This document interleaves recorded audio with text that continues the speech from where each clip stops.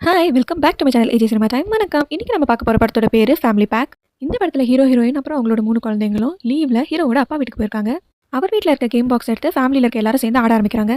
Game start பண்ண கொஞ்ச நேரத்திலேயே அவங்க மாத்தி மாத்தி சண்டை போட்டுக்கிட்டு அந்த கேமை பாதியிலே மூடி வச்சுட்டு அங்கிருந்து போயிடுறாங்க.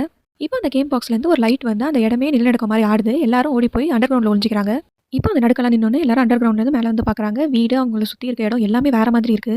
அங்க மார்க்கெட் அங்க இருக்க மனுஷங்க அவங்க போட்டிருக்க ட்ரெஸ் எல்லாமே வேற மாதிரி இருக்கு.